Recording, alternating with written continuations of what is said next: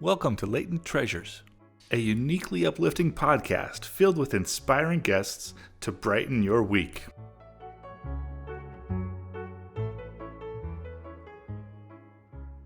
Our show takes inspiration from a lesser-known quote from C.S. Lewis. What we want is not more little books about Christianity, but more little books by Christians on other subjects, with their Christianity latent.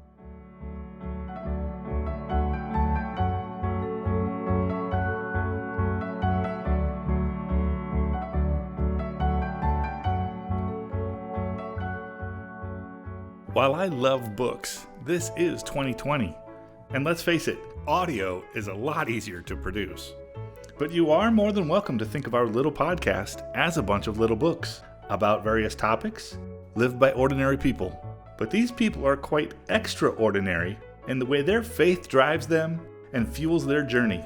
Journeys on which they're making profound impacts on everyone around them.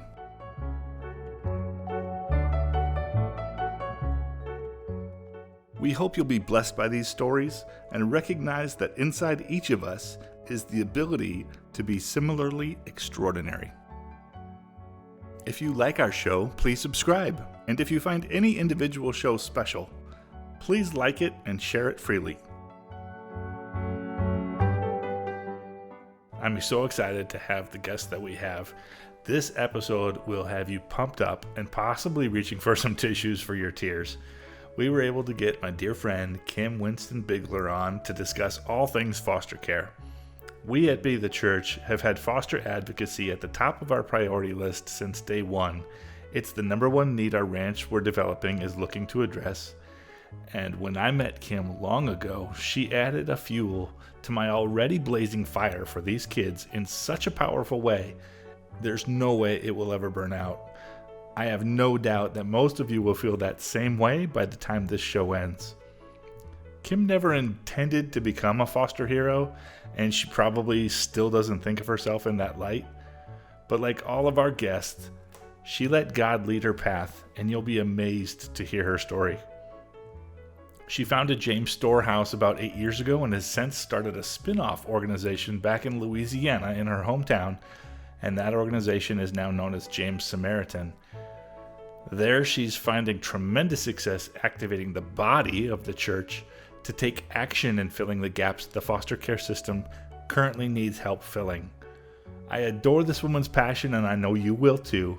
She's got a contagious spirit of hope and healing for this neglected community, and I know this show will bless you.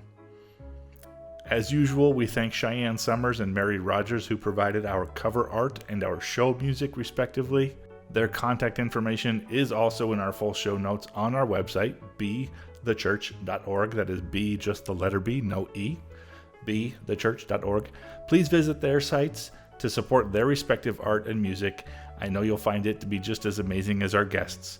But now, without any further delay, we are honored to introduce you to Kim Winston Bigler.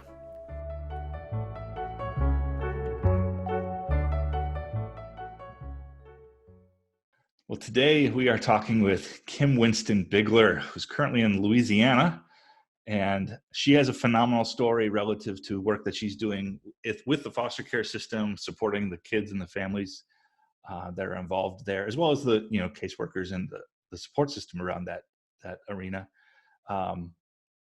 So thank you, Kimberly, for joining us today and taking time. And thank you for having me. Absolutely, welcome. I'd love to start with, if that's all right with you, I'd love to start with kind of what brought you into this realm, right? You have a very interesting and unique story that I've been blessed to hear, and I think the rest of our listeners would love to hear how you were moved to start walking these steps. Well, God got me onto the field of foster care, starting with a mass email that I had received around 2010, I believe, where it was a very well-to-do church in the area that I was living in at the time. And it was a mass email, and it was a church I didn't even go to.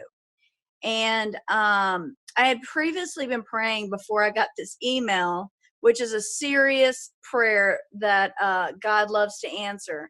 And that was, I don't want to waste my time.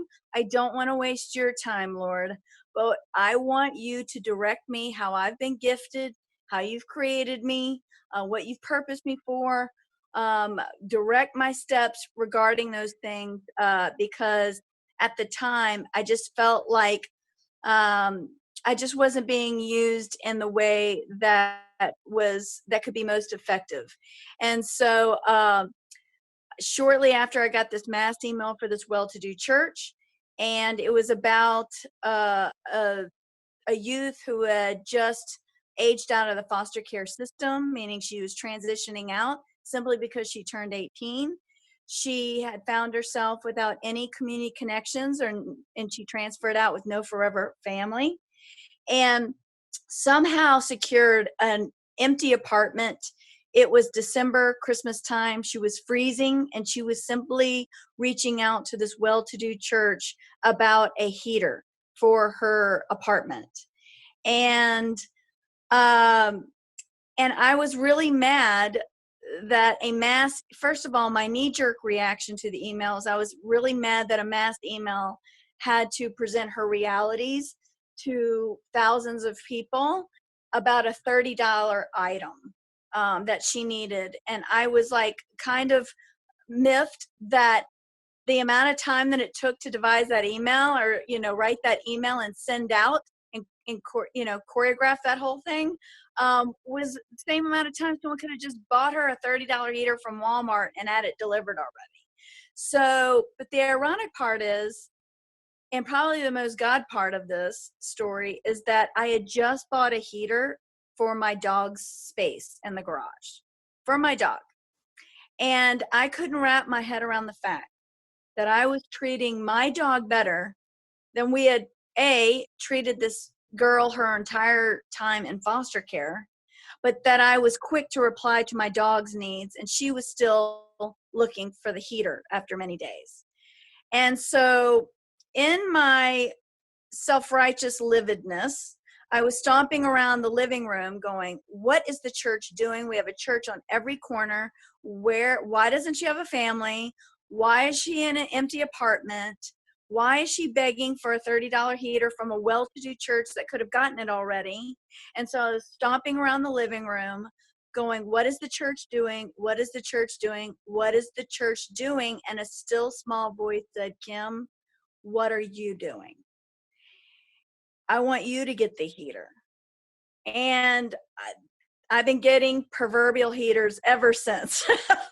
Yeah. So that was my wake-up call, that I was the very church person that wasn't doing anything practical. I thought I was conquering, I knew it was meant to conquer the world, and God just asked me to get a heater.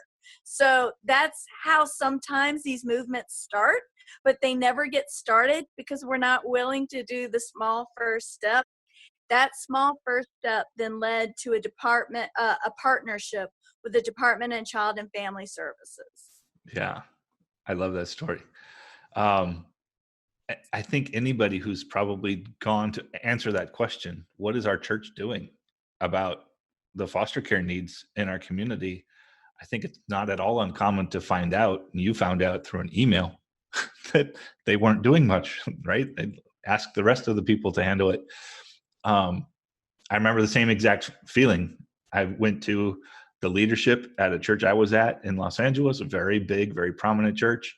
And they literally told me they outsource all their foster care ministry. And it blew me away.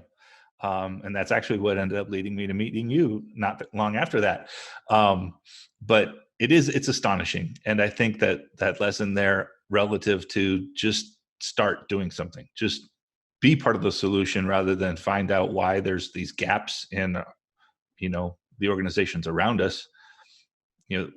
We make up those organizations around us. And if we're disappointed in what those organizations are doing, then there's no excuse to not take action ourselves. So I love that you were compelled and listened to that inner voice that said, I want you to buy that heater.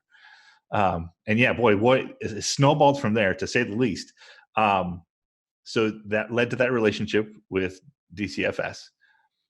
Tell us a little bit about that. What is DCFS? Well, you mentioned it's Department of Child and Family Services.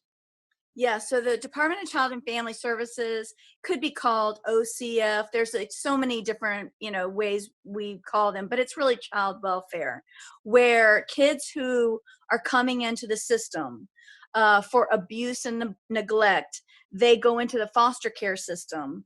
And the foster care system is supposed to have these great families available to help care for these kids. And there is a crisis in our nation, if not all around the world, where there's way too many kids coming into the foster care system or being orphaned across the world, and not enough families to take care of them. So it's not a California issue. It is not a Louisiana issue. It is not a Singapore issue. It's a world issue. And we have way too many kids that don't have God-given families available, and we have to ask ourselves why.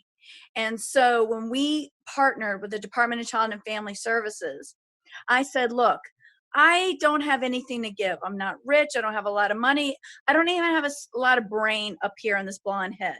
But what I do have is a mouth. What I do have is passion for those who are invisible in society based on my faith.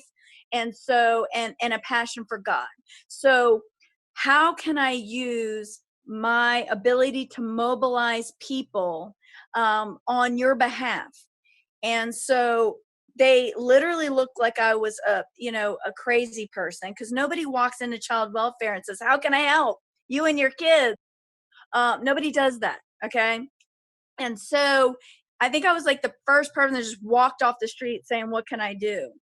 And she said, well, there's an 8-month-old baby girl over there that if she doesn't have a crib by tomorrow, she's going to be put into a group home and not with her auntie, which is the best placement for her. That gripped me. So literally right then and there, Chad, I started a Facebook page. Literally while we were talking, I just got out my phone. I said, I'm getting this crib. I don't know how, I don't know what, but I'm shaming people in the name of Christ to give this crib today. And so I created my Facebook page. I don't even know what I called it. Here I am, whatever it is, Kids for Christ, whatever. And I just started posting all these needs, and it started with that crib.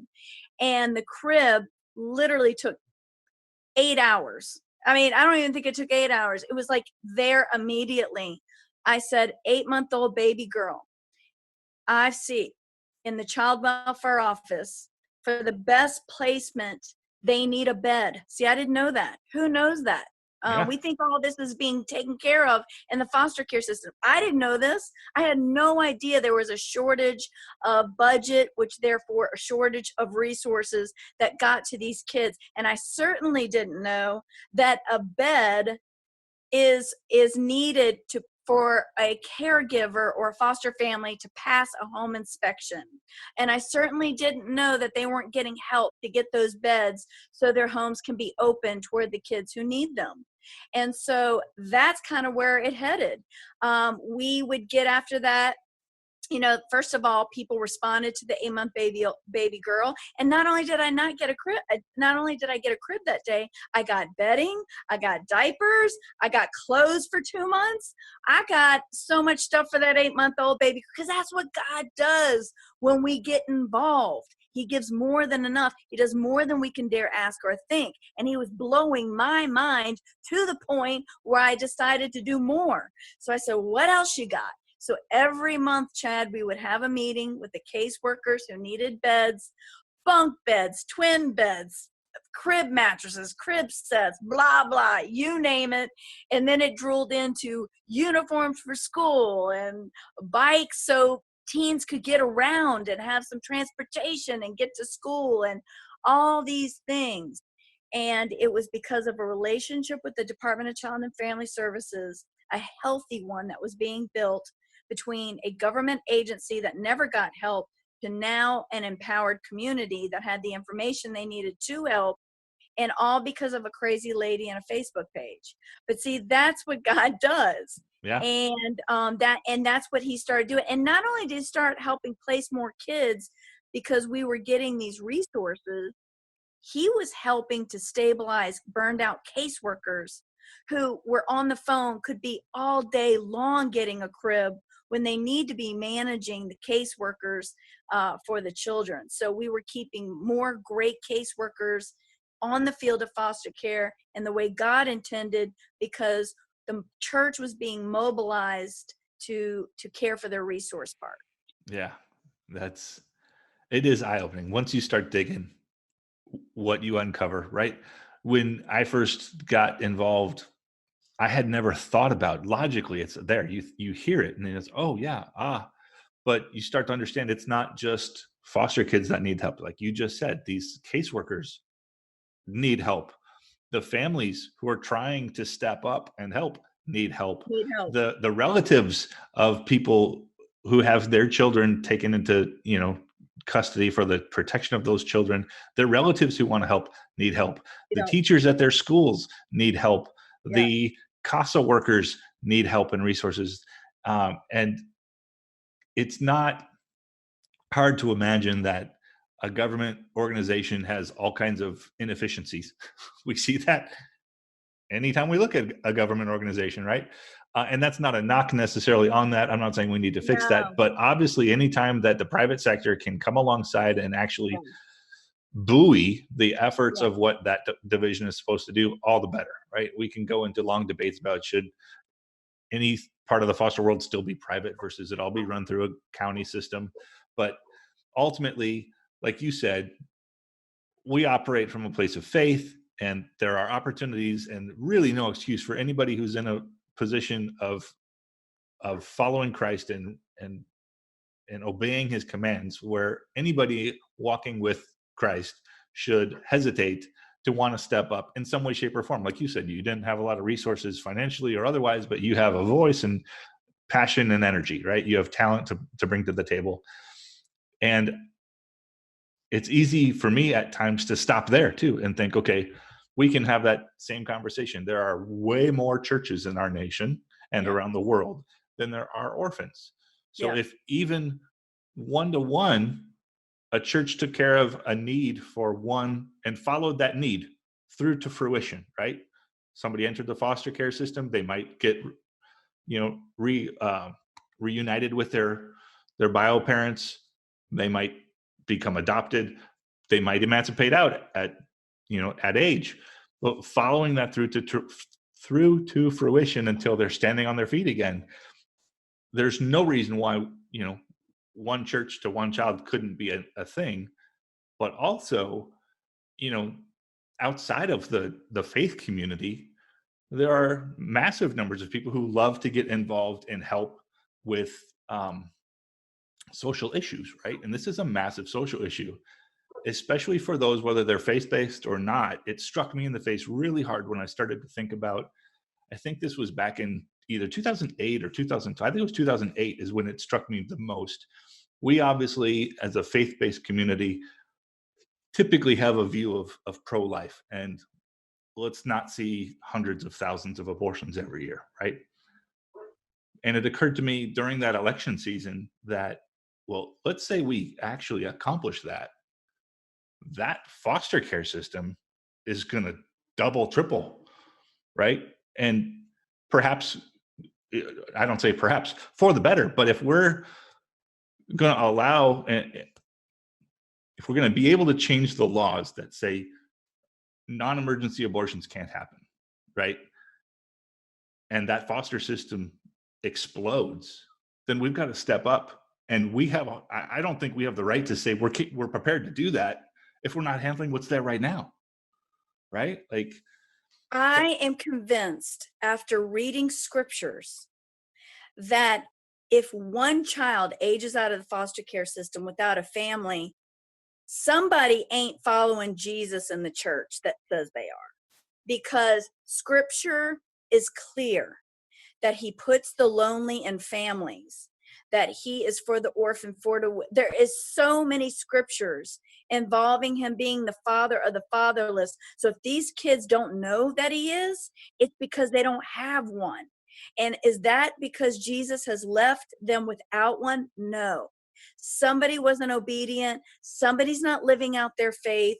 Somebody may be going to church on Sundays, but many are not living what they believe. Because if we did, there would be more waiting families for waiting children than children waiting for families. There would be more waiting families, not children. And there's way more disproportional numbers of children waiting for families. The church is not mobilized.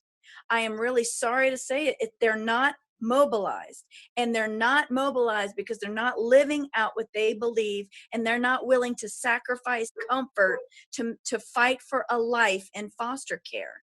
But I'm telling you, that's God's heart, that's God's will. And if we were all living as we should, there should be no children waiting for families. I can say that strongly with that much assurance. Oh, absolutely. Without question. So did it take a lot? It sounds like your path was pretty organic. Very organic. So it wasn't you forcing into, where do we dig deeper? They opened that door and let the deeper come to you. Yes, like literally, it was like we were out of my car, the back of my trunk, 10-year-old boy needs a twin bed. And then I got one over here, and I drive all over creation and drop that sucker off at Watts. I was all over Los Angeles. I was all over Southern California with those beds, schlepping them up, seeing if somebody had a truck, always having to, pay off somebody to drive me in their truck to go drop this thing off. And my husband was great, but he had to work. So we were just trying to survive. But you know what? God was always faithful. So I remember there would be a sibling set of 8 come in, and they needed 4 they needed bunk beds. And I'm like, I don't have the money for that. And I'd be like, God, you have mail. I don't know how to do this. You're the one that chose me to be the song and dance and clown here. So I've put myself out. I've seen the need, but I don't have the resources to meet the need. And when I read your word, you said you would give me that. So you got mail, not me. You got mail. And you know what? I know people would probably be, well, you should just God that way. Me and God roll that way, and he loves it, because I make sure I say, this is your promise to me. So, and he likes that. That's faith. That's a real relationship right there. And so he never failed to produce. I mean, there were times where I'm like, how am I going to get this request done? He'd meet it. And I would see miracles left, right, and center. And because we had Facebook and we were putting the needs out there without, sharing the identities of these children, it was putting a face for the faith community that had never been placed out there before in the foster care system. I was actually putting even a face on the caseworker that seems everyone seems is just this nondescript baby snatcher, So now people have hearts for caseworkers and hearts for bio families. I would say, this is what I need to eat. It wasn't just for foster families or caregivers that were grandparents or caseworkers. We were helping reunite kids with their family. And after they have fought so hard and did what needed to do for their own improvement and their own self to win these kids back, because they had to win them back. They have to win them back. It's a gauntlet. And it's a gauntlet. And so we would come right up alongside them with what they needed as well. And in all this, God grew it organically, where then we would come in contact with a church that came up with a warehouse, that then we were able to get more needs from the community, then more territory. God, sent us out to other, regions in our nation to go plant other things like this. And I cannot tell you how many nonprofits have been started and ministries have been started, or even school closets have been started because of our work. So that's when God is in something. When I didn't ask to do this, I was just trying to make some money, and that ain't happening. But Even better though, God's work has its own rewards, right? And so I have been so blessed because I see miracles on a weekly basis. And part of that, the miracle is the awakening of the church to take back the mandate we had given over to government, which is to care for the orphan and widow in their distress. If we were actually doing that and we have a church on every corner, that system wouldn't be as needed or as big and as up front and center as they have been made to be. We were supposed to be made up front and center, and now we've placed too much on too few with too little. But we are endless supply church because we have a God who owns cattle on 1,000 hills, and so he doesn't lack resources. So we saw when God was doing a little in that one area, he was expanding it to other areas. And not only that, he was tapping others and using us to help pollinate others, where then they feel ignited and initiated to go do the same thing. So now there's a movement all across this nation, I believe all over the world, that's coming back into alignment with God. And we're going to see the biggest display of the gospel in this particular area. Display. Yeah.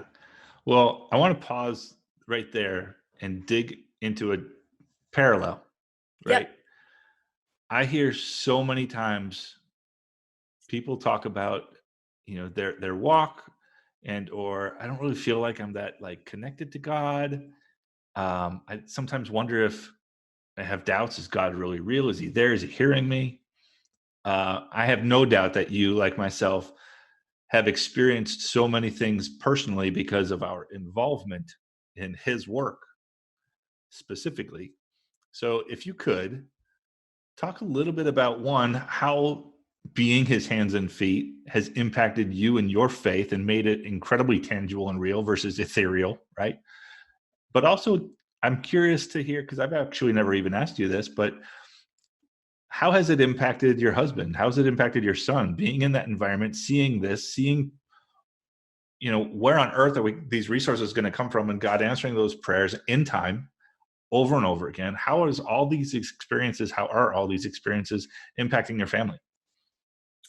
I definitely think our faith has been one. Again, we have been asked, while serving in this way, more and even bigger, opportunities to serve kids in foster care have presented themselves. And it required a move for us, location to another state. And all of those things we could say yes to because of what we had seen God do in the past regarding getting needs that literally seemed insurmountable. I mean, I remember there was needs that cost thousands, like housing teens who were homeless. How do you house a teen that is homeless with $1,000? You can't. So what do we do with that? And God would continue to show us answers, continue to provide wisdom. So I feel like regarding my family, regarding my husband, we have learned that God can do the impossible. Like, really, it's not just scripture, like he really can. And we also realize that God has a timing and a how. And if you're not in that, you'll get jacked up.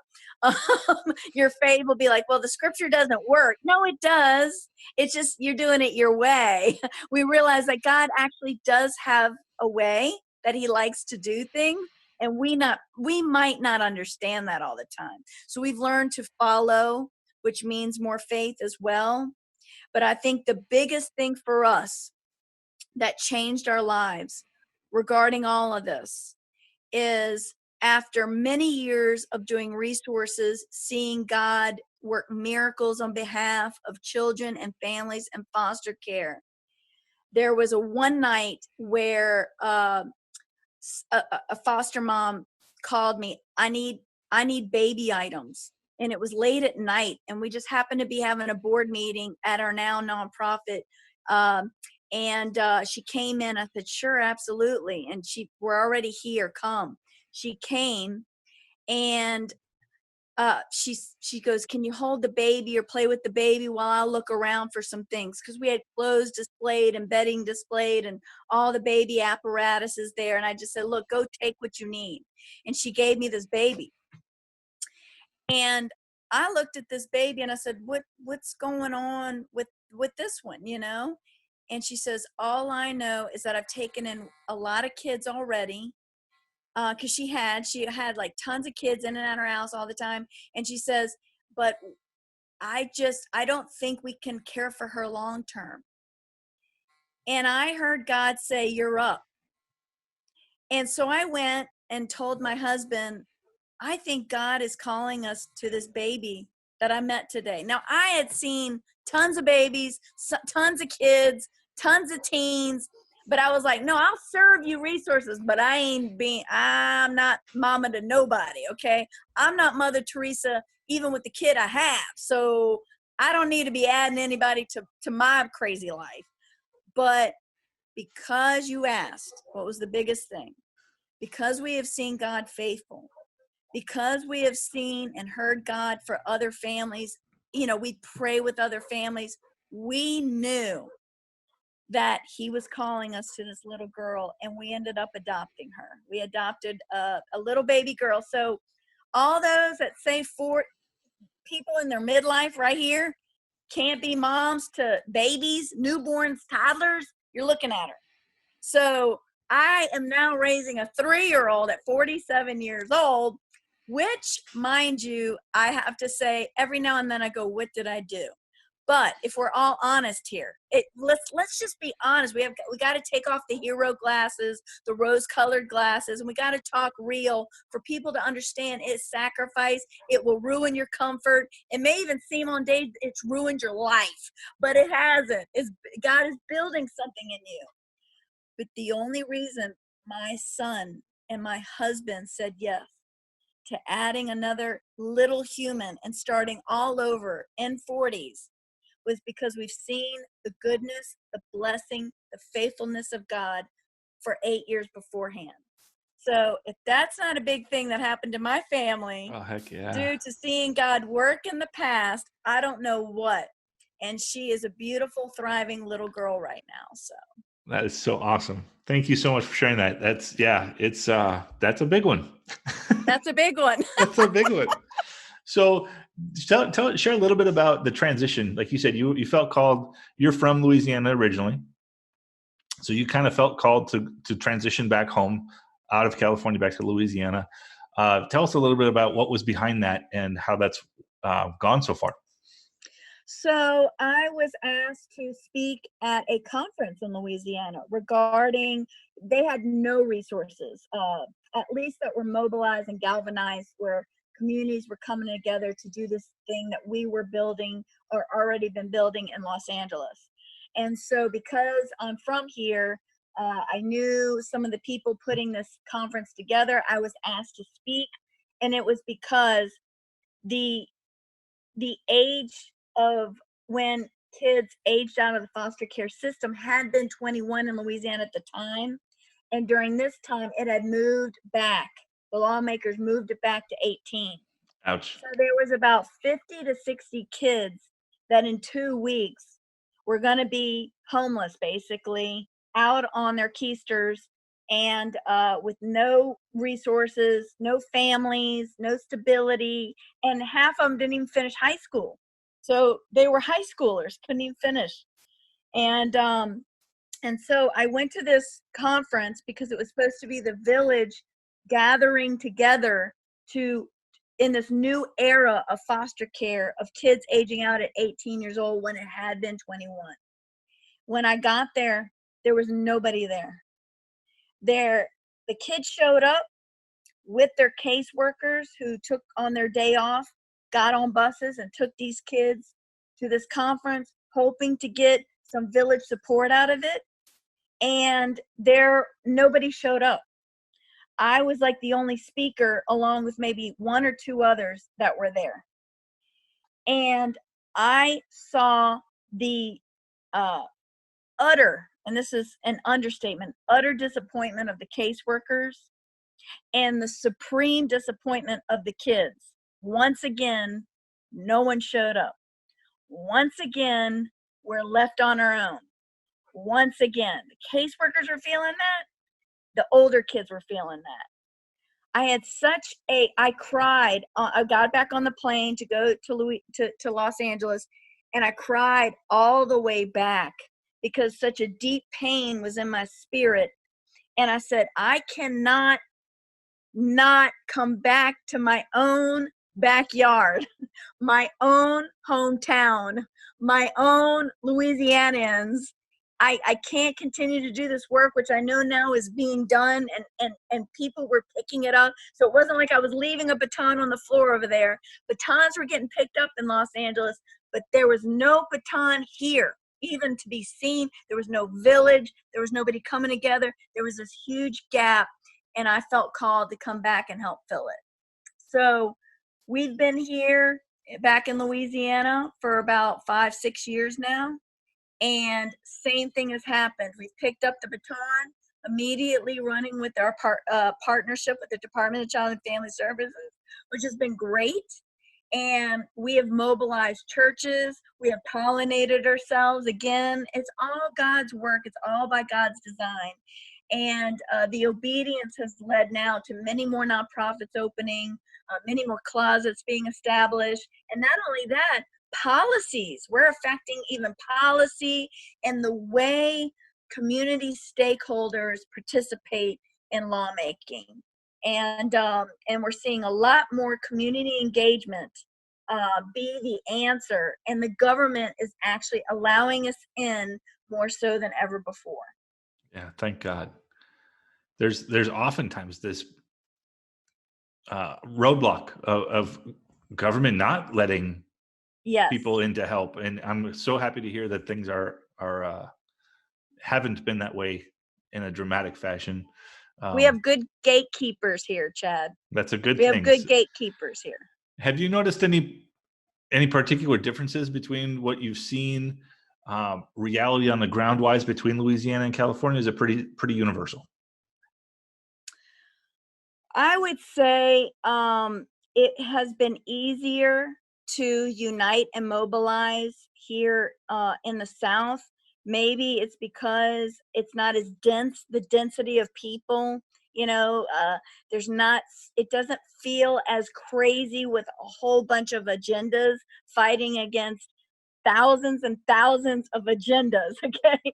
Los Angeles was filled with agendas that if you got even one church to care or one person to care, was wonderful. And usually that person who cares has other friends that care because that's who they hang out with. That's how we got some momentum in Los Angeles. There were caring churches because there were caring people, and they had friends who were caring as well. But here there is more of a culture of care. They just didn't know. They just simply didn't know that foster care lacked resources.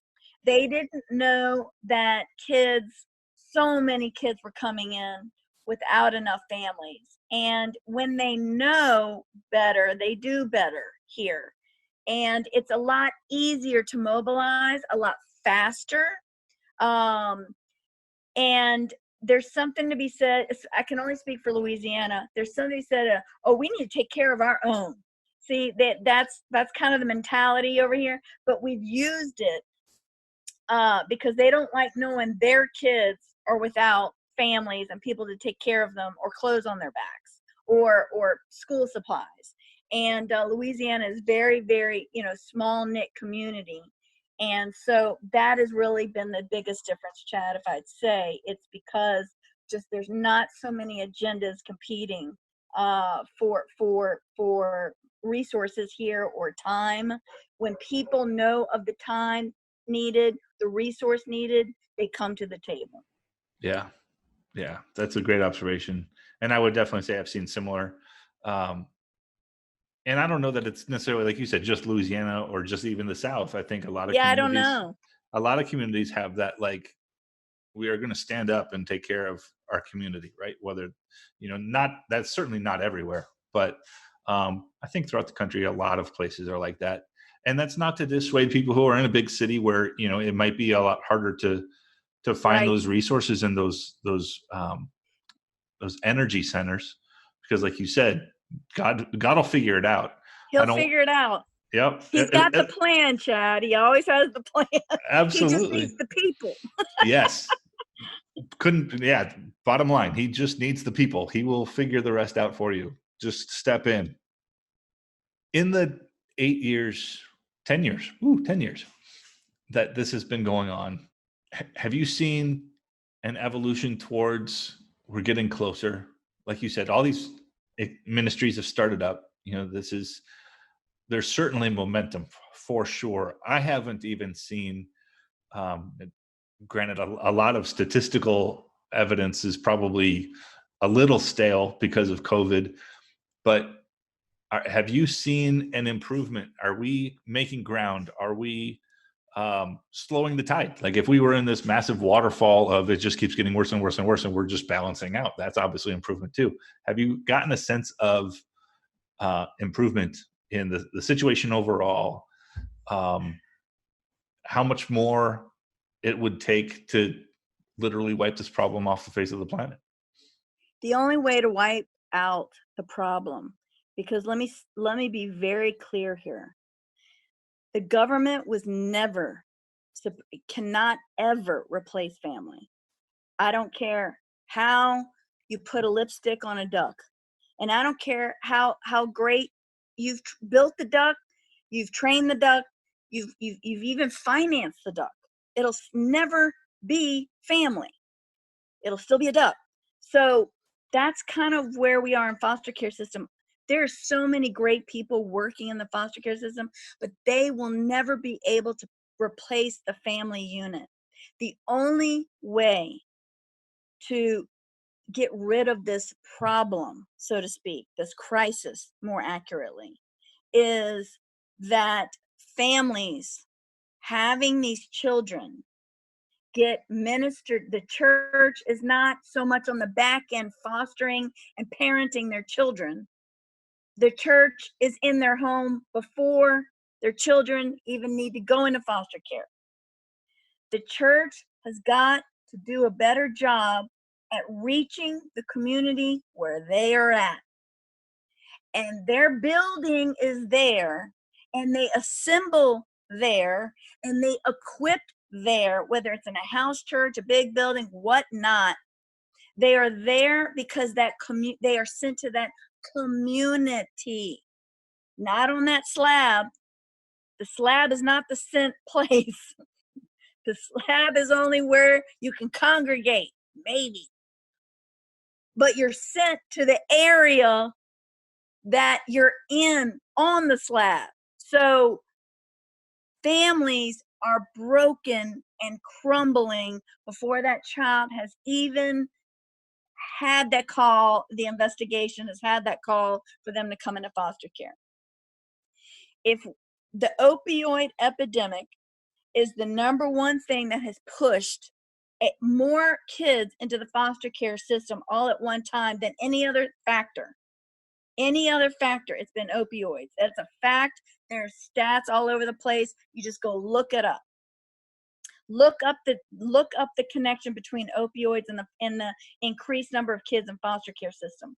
Well, drug addiction, as we know, stem from all kinds of things, okay? And those are things that only the church and people of God with faith and the healing balm that he gives us can get into. Those are the only crevices that are spiritually they have a stronghold in them that is only a spiritual war can break, is what I'm saying. And so we need more of that contending in our neighborhoods. We need that more contending of the church. So if you ask me if the answer is more foster families, no. Yes, but no. The answer That's the is Band-Aid, getting not to the the cure. brokenness in the families beforehand. Yeah. More work, more ministry, more outreach needs to happen in the homes of those families, in the hearts of those families, in the minds of those families. We need to be the village before foster care, not when foster care and shattered and traumatized children happen. We need to be the village before that happens.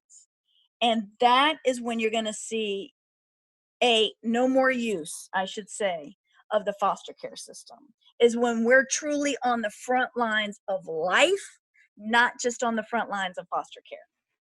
Yeah. If that makes sense. It absolutely does. Yeah. And I think there needs to be a massive, I think the education around understanding, especially relative to opioids and why are opioids so powerful, as well as just all of the non-drug, essentially opioids, and this dopamine addiction that we have. And I've started to see some education about what drives dopamine and what drives serotonin and what happens when dopamine levels stay high too long and our dopamine receptors start to shut down. And we could go into a 2-hour discussion about that. Yeah, that's a whole nother thing. Yeah. But and that's a massive problem for even people who don't abuse anything per se, right? So, but to your point, all of it relates to our brokenness that needs to be addressed on the front end. Why are we chasing likes on Facebook? Why are we addicted to sugar? Why are we addicted to pursuing all these pleasure centers versus actually satisfaction centers? And what are the differences between them? And it all comes back to spiritual brokenness, which is, as you know, obviously anybody in the Christian faith understands, that's our broken nature, but there's ways to address that, through Christ and healing those, partly from awareness, partly from walking with Christ and letting him, letting him work in our lives. I know, as this goes out to a lot of people across the country, potentially across the world, every place has different resources to find information about how, in their own geography, how bad is the situation? Where can I start to plug in and get help? Share a little bit about the common resources across especially the United States, that people can turn to look up information about, one, the crisis of the foster care system, because it's in everybody's backyard, as well as, if I'm going to put you on the spot on this one a little bit, just in case anybody's hearing this, and congratulations for listening this long if your heart's not really into the foster care concerns of the world, but it's also massively tied to human trafficking issues. And if you know of, and we'll put some in the show notes as well, but if you have other resources that you could identify or share with people about where to find out more information about, how foster care and human trafficking are linked, as well as, again, what the local resources might be to see some information about their own local, foster care community. The best place to get the stats of your local foster care is, that I have seen, is Annie E. Casey Foundation. If you just Google them, they come up with very, very trackable. I mean, the data that they have is the most, is not fake news. Let's put it that way. It's real data, because they spend a lot of money and a lot of time, and they have a lot of people working on the data constantly. And Annie is ANNIE, and then separate capital E, like a middle initial dot, Casey, CACASEY, and then foundation. And don't get it confused with Annie E. Casey. That's a whole nother separate entity. You have to put foundation there to get the numbers that you want. And they break it down by race. They break it down by area. They'll break it down by your state. You can look up your state. I think they even break it down county-wise. And if you don't find county on Annie Casey, you can find your county or your parish, as we call them in Louisiana, on your local Department of Child and Family Services. So if you're in Arizona, you just Google Arizona Department of Child and Family Services. You should be able to find those stats on their sites, according to county.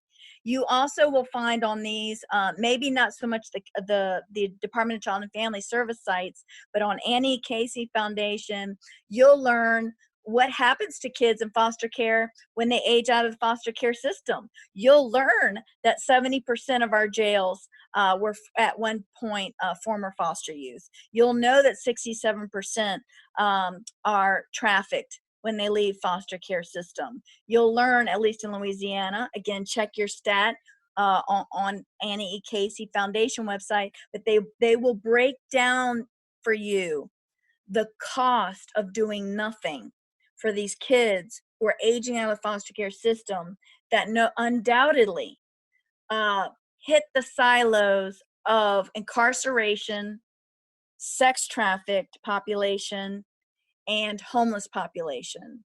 And I called a huge ministry out near Skid Row, and I said, do you know how many people, I don't know if you track this, how many people, it was a feeding ministry, how many people who come in would you say are former foster youth? And they said, no doubtedly 70%. And then I've heard that with jails, and I've heard that with sex trafficking. Let me tell you something about sex trafficking. So a pimp went on record here to say that pimps of this nation, they first target kids in foster care. They know where the group homes are, okay? They send somebody in there either to work in them or a girl that's in there, and they track her from school to the house, and they get her to recruit the rest of the girls inside there, or boys, or it's an employee that is an inside job. And the pimps of this nation went on record saying the kids in foster care are the most vulnerable. We hit them first. They're the most vulnerable people group that we target because we know they don't have any family who is looking for them. We also know, if they know, why don't we know? They know, they said, that we know caseworkers, Department of Child and Family Services, will just deem them runaways, which they do. Look up your numbers, see how many were deemed runaways last year.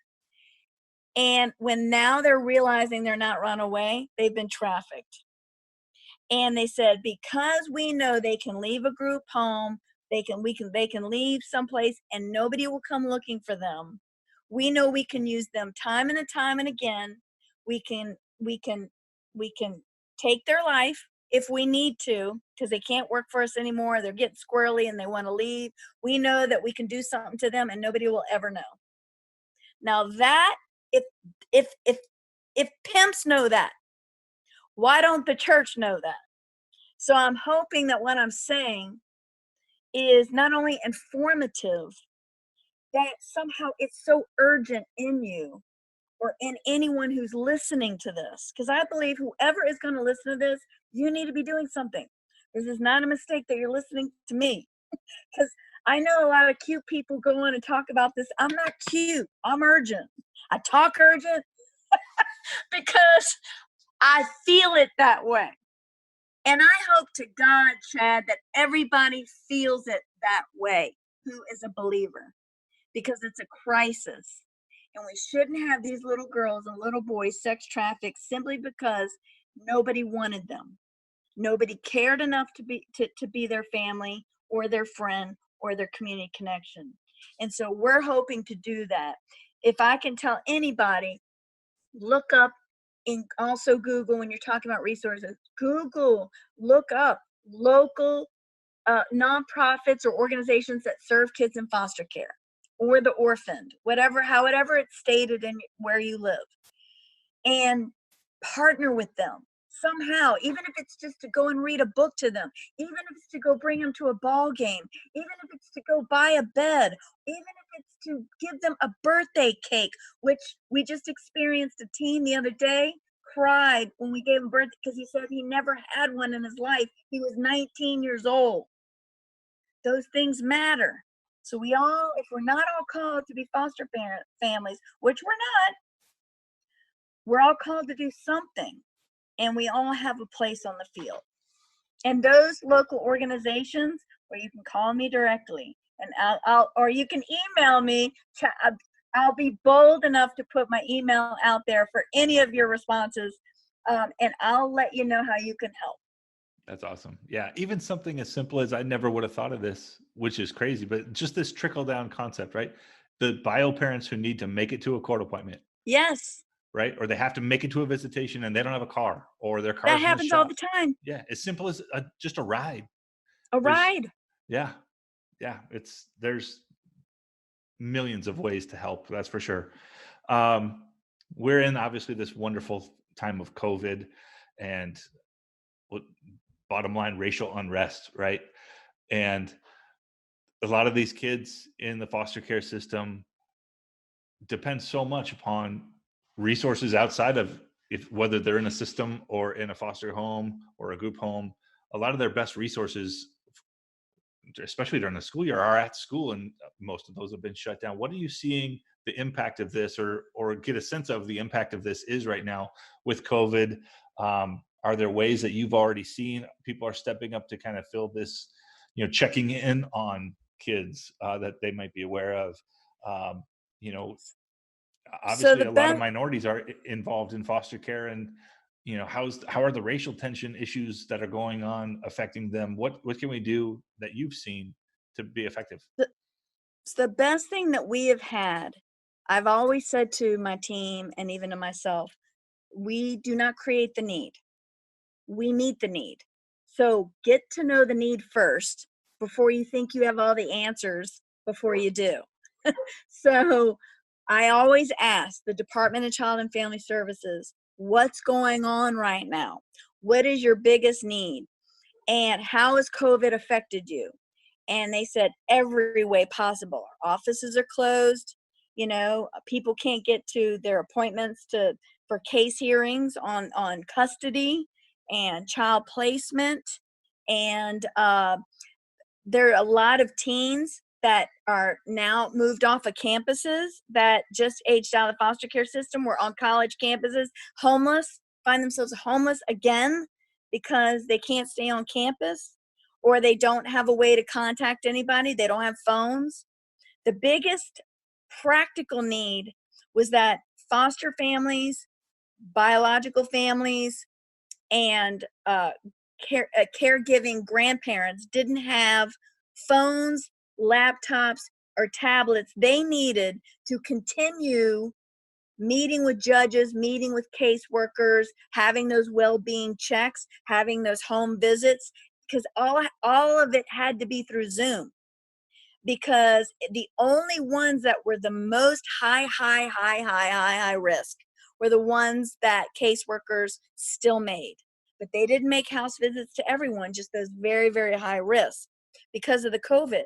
So what happened was, to be able to continue the connection that they needed to the well-being of that child, they had to have a device where that was possible. And so they lacked those devices, the families, the caregivers, the teens.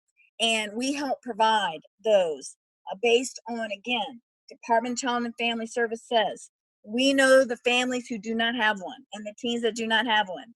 So but we also don't have the funds for those yet. It was before the federal even came down and knew how to help yet. So we were on the ground. That's what I love about our ministries. They're frontline ministries, real time. And we're there before anybody else can get it together, and funnel it down from the feds down. So they needed money and they needed those devices we to maintain contact. And because of that, these families got to regain contact. The kids who had been out of school for months, a month, without being able to continue their online distance learning because they didn't have the laptops, now we're able to get that last tail end of school because we came through. But that's how it was impacted. They weren't able to get educated. They weren't able to connect with caseworkers if there was a problem. They weren't able to connect with their counselors, mental health, drug addiction counseling, parenting classes. All those things are very critical to maintain connection with, that they didn't have during COVID. Now, this is probably the number one thing that I saw, and that is teachers are mandatory reporters. And instead of seeing numbers rise of the calls of abused kids or abuse cases or investigation possibilities, mandated calls, I thought they would go up during time of COVID. They went extremely down. But that was because those teachers were not seeing the kids on the daily basis. Those who had normal contact with the kids, who were actually adults with their best interest in mind in their lives, did not see those children on a day-to-day basis. Therefore, calls dramatically declined because mandatory reporters like teachers did not have access or connection with them.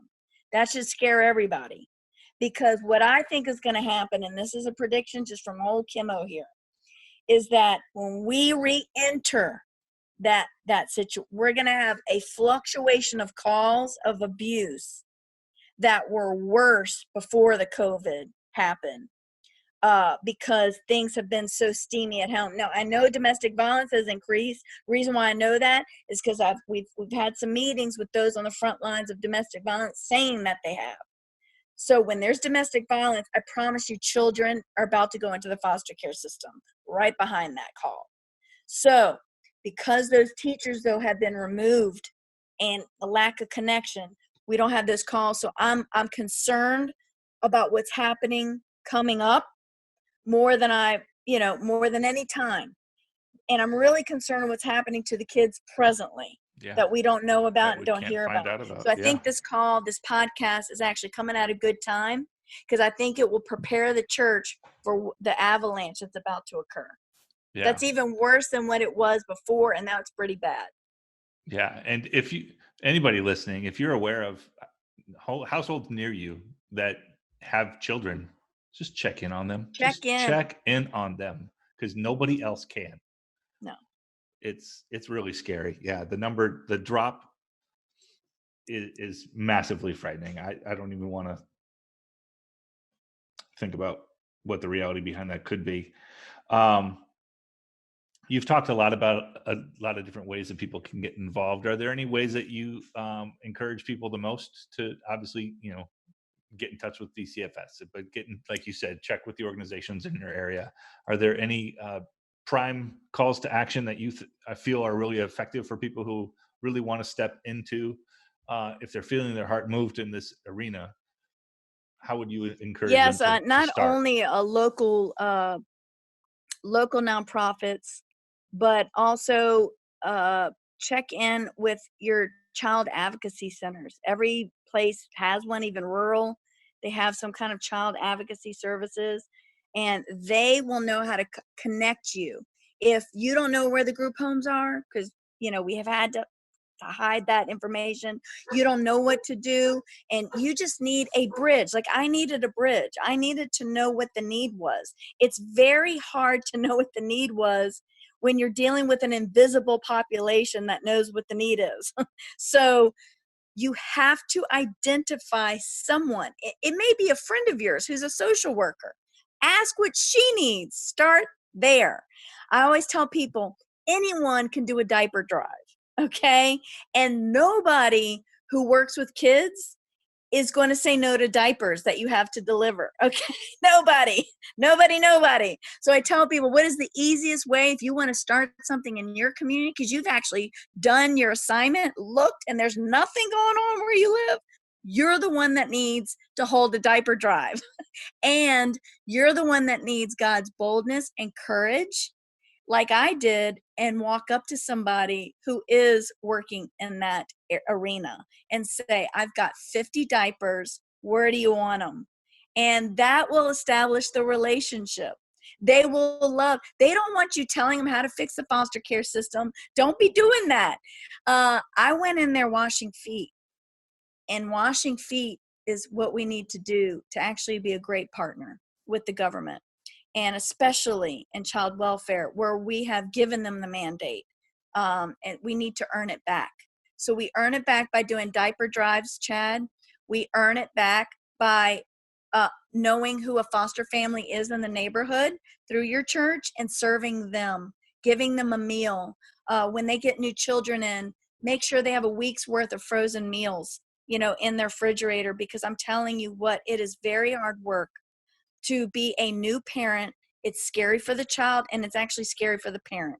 And so if you all can just provide freezer meals or bikes for teens that get placed in new homes, just any comfort items, or even just like Chad said, a ride somewhere if they don't have great transportation, just help out one family. If you can't be a family, help out one family. If you can't help out one family, buy some diapers to give to a family. And then anybody can do those things. They're very, very small things you can do. And if nothing else, if there's a big brother, big sister program in the area, I'm telling you right now, you are on the field of foster care, and you're on the field that's related. It's a big brother, big sister, that big brother and big sister programs, that right there is huge. And it makes a huge deposit in your community and an investment in the life of a child. Yeah, absolutely. I like that. Um, I know your organization that you started in California was James Storehouse. You've since transitioned to James Samaritan. They have a little bit different models. Yes. Go into that a little bit, and what caused that? So James Storehouse started with a mandate that I saw in Scripture. And the book of James, chapter 1, verse 27 says, true religion that pleases the Father is to take care of orphans and widows in their distress. I have to highlight that part, in their distress, and not be stained by the world. And then I literally saw like a storehouse full of things that maybe that gets missed in caring for the orphan and widow. What are the gaps of care? And I just imagined the storehouse full of the things that could actually help orphans, and practically help, like a heater, orphans and widows in their distress. So that's where James Storehouse came. And jamesstorehouse.org is still happening out in California. Please visit them, because they are walking the talk and then some out there. And they have the same kind of partnerships we have. So I'm in Louisiana, and we changed our name to James Samaritan because I just had this vision and this feeling overtake me that a lot of people were just dropping off their stuff, just bunch of stuff, and a lot of stuff we couldn't even use. It was people's trash. We can do better than that, church. And it just started feeling like now we were just a dumping ground for them cleaning out their closets. And so the Lord is like, I just really felt his heart, like, this is not what's going to change anything. It's going to be more of them engaging the way that the Good Samaritan engaged the man who was bloodied and left for dead on the side of the road in the Good Samaritan story. And he said, I don't need more people who will look at their serious needs, and ignore them and walk past them. I need people that will look at the needs of the orphans and widows and their distress and see it and respond to them. So that's how we became James Samaritan, was my new mandate, that I was not mobilizing resources anymore. I was mobilizing bodies, people that will stop and respond themselves, because we don't want to be another government agency that the church then looks to us to see that we take care of it. No, the church needs to take care of it. And the church is every single one of us. We all need to be a James Samaritan. So, and we all have a place on the field of being a James Samaritan. So that's kind of how we became James Samaritan. And in our organization, if you want to help us, if you want more information about what we do to duplicate it where you live, if you want to reach me, you can go to www.jamessamaritan.org. Awesome. No, I definitely think that's a great observation too. Like you said, the James Storehouse model is still very effective, but it was not being as effective in Louisiana, and Yes. just responding to that. And, just like your experience of being a resource and bridge and a voice as you were working for years in the foster care support capacity, and then to have God change your heart and call you at a different point in time to do something different and step into fostering. I think that's I think that's a message that can't get overlooked, because this is a dynamic walk, right? This is Yes. very real. This isn't like you're in a box. We are not in No. boxes, right? The world No. we live in is not fixed. Everything we do needs to be dynamic and adjust as we're led, as we see fit, as our brains and um, and talents make us aware of how to move. Man, so I just, first of all, absolutely thank you for taking time. We're not quite done yet, but um, you've been such an amazing and inspiring person that I've just been blessed to know in this foster care arena. And it's just so, I can't not get emotional in general in the arena, but talking to you and your passion and how you live it out, and seeing your family around you live it out with you, to be supportive of it. Your husband's a great carpenter. I'm glad to hear that business is going really well. If you want to highlight that for people in your area too, and or wherever he serves, he's a phenomenally talented carpenter. I'd love to give him a little bit of a shout out here too. Yes, it's Bigler, Bigler, woodworks.com. Okay. And is he have a specialty, cabinetry, custom furniture? All custom woodwork. He can do it all. Furniture, installs, doors, anything that needs custom woodworking, he can do it. Fantastic. Very cool. Yeah, I've seen a lot of his work. It's impressive. Sorry, I just thought I would do a shameless plug, because he is a very talented person, and obviously that his work is allowing you to do your work, which is fantastic. Yes. But like you said before, like there's so many different ways to get involved. This doesn't have to be something that's full-time commitment. People can get involved with what resources they do have available to help with. I have some follow-up questions. Did we get all your social media information out there too? If people want to get in touch with you? I think so. We have a Facebook page, James Samaritan, as well. We have our website. And we do, capitalism is a good thing. Like we're starting also a social enterprise, because with the whole COVID thing, it was showing us that we needed to really have a self-sustaining financial arm to what we do, because we cannot afford to have dips in donor services, because our needs, the things that we get, the requests that we get, they're emergency needs. They're make it or break it placements of child and their and improving their well-being. So I didn't want it all left up to Kim going out there and song and dancing for grants. I mean, God love everyone who's given me a grant, and I'm appreciative of those grants who we've been awarded, but I cannot rely on doing that song and dance. I'm not called to be a professional fundraiser. I'm called to serve children. And so we came up with, if everybody loves stuff that they can buy, where all the proceeds is going to James Samaritan. It's called James and Arrow, and it would be James and Arrow, all small, .com, and it's a children's t-shirt. It's a children's t-shirt company with all positive, lighthearted designs and sayings on it that make this world bright and positive, because I think we need positivity in the world and just cheerfulness and joy. And so these t-shirts for these boys and girls, and our kids need them as well, who come into the foster care system. Can't tell you many times a cheerful t-shirt cheered them up. And so even if you wanted to buy them and donate them to these t-shirts to us, go on jamesandarrow.com. And again, we launch Monday, so you all will be our first customers. Oh, very, very cool. And is that James N, like the letter N, or A-N, or A-N-D? A-N-D. Okay, James Yep. and Arrow. Awesome. Yep. Very nice. I have some typical follow-up questions I'd love to throw your way. Yes. So one of them is, what would have to happen in the next 5 to 10 years throughout any of your areas of your life for you to look back and say that was about as successful as I could have ever dreamed the last 5 to 10 years of my life have gone? What would need to take place? I'm not there yet. That's fair.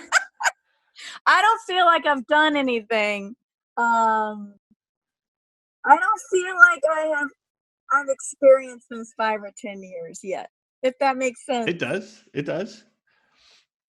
If nobody gets an opportunity to ever hear your wisdom and your passion again, whether they don't get to hear your interview again, they never get to meet you in person, and you have to leave them one nugget of wisdom that they can live their life better having heard and absorbed, what is your nugget for everyone? Please make your faith active,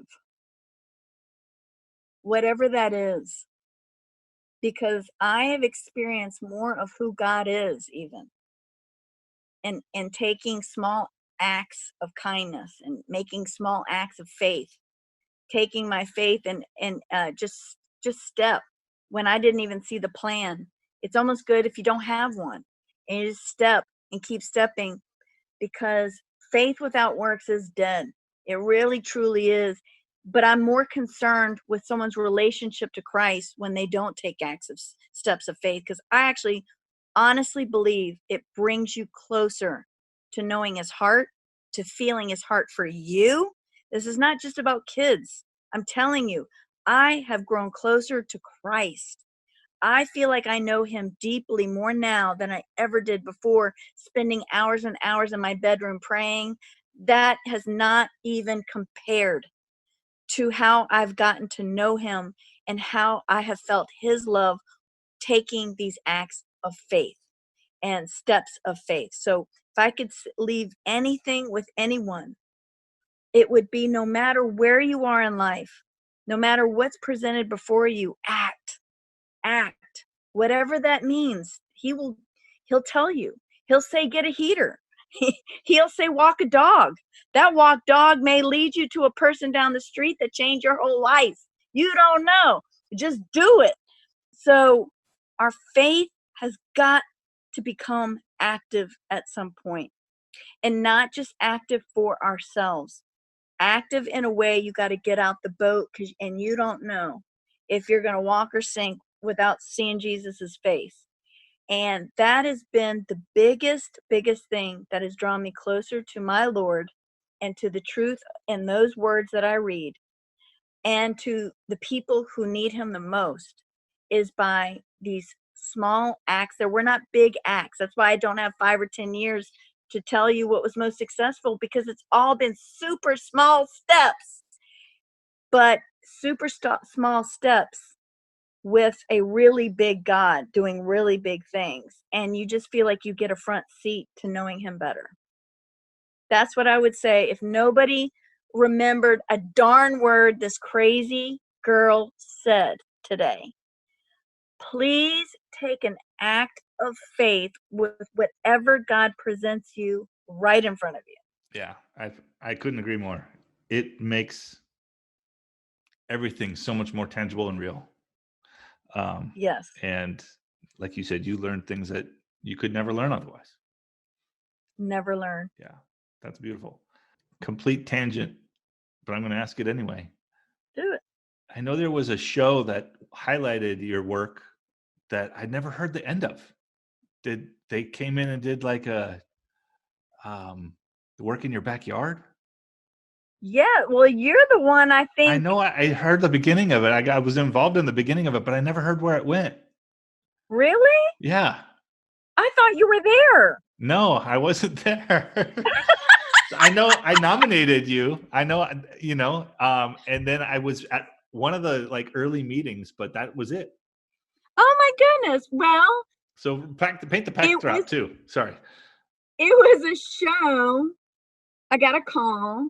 Someone said someone's nominated you for doing something good in the community. This is a show owned by Oprah, the OWN network, Oprah Winfrey Network. It's called oh my gosh, what is it? Been a while. I put you on the spot. I'm sorry. Homemade Perfect or something like that. I'm not sure. I think it was Homemade Perfect.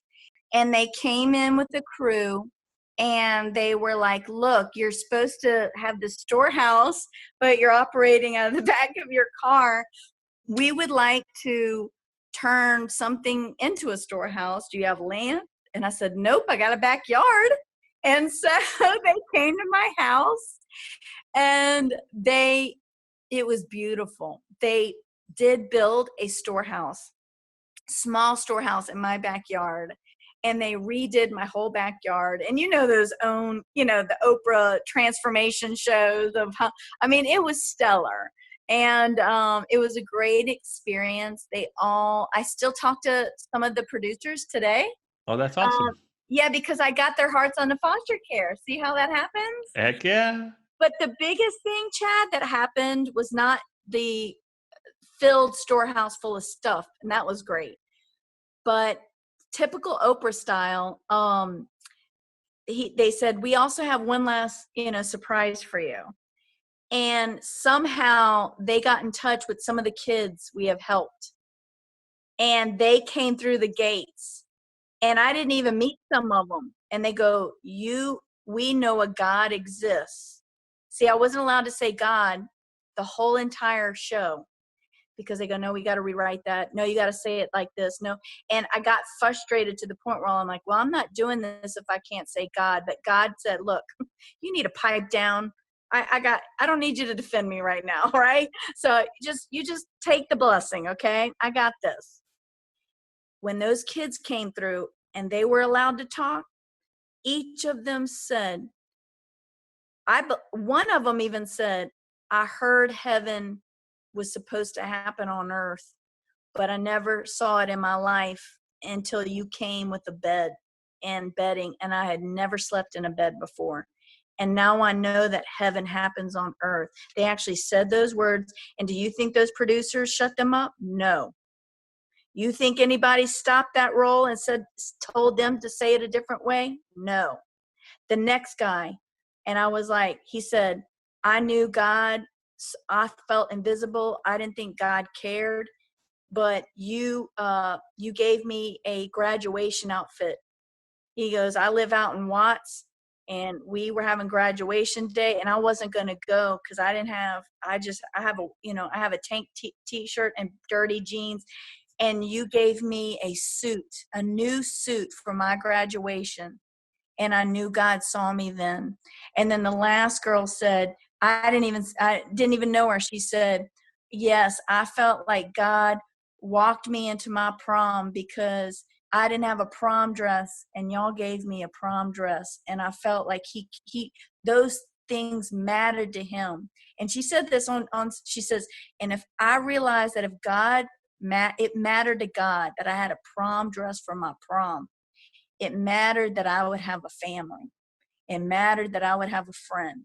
It mattered that I was not, that I didn't get abused anymore. And she said this stuff. Yeah. And let me tell you what, everybody there in cast and crew was crying, was witness to.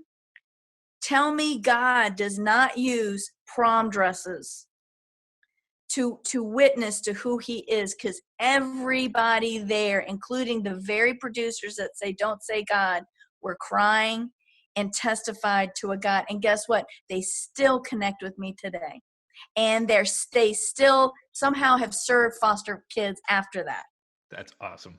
Isn't that awesome, Chad? So that's what you did. That's what awesome. I didn't do anything. All I did was point out a person who was being true to her walk and being obedient to the call. That's all I did. And Chad, would you say that it all started with an act of faith? Yeah, absolutely. Just being active. Yes. Just be active. Active faith. Yeah. Yes. God needs bodies to flow through, Yes. Well, he wants bodies to flow through. He doesn't. And Chad, it was such a moving show that some other lady was so moved she wrote into the show, started a James storehouse or something like it, where she was at. And then they invited me to another episode where they did her house in a storehouse behind her house. And then they were voted, they were up for an Emmy for this episode was up for, they didn't get it. Other people were, got in the contention for it, but we were one of the episodes they were looking at for winning an Emmy. Isn't that crazy? That is awesome. That is awesome. Very, very cool. To God be the glory for sure. That is so cool. Yeah. Wow. I'm glad I asked that. It just literally hit me. I'm like, I need to ask that. So completely out of sequence, but that's okay. That's a fantastic story. And it's homemade simple, not perfect. Homemade simple. That was yeah. Now, do you happen to have those resources? Like the episode or clips from it, or? You know what? We did it one time and then they removed it because she was coming up with new shows. I don't think it was renewed and we couldn't use it anymore. But I don't know if there's a way we can dig through the internet and find that episode.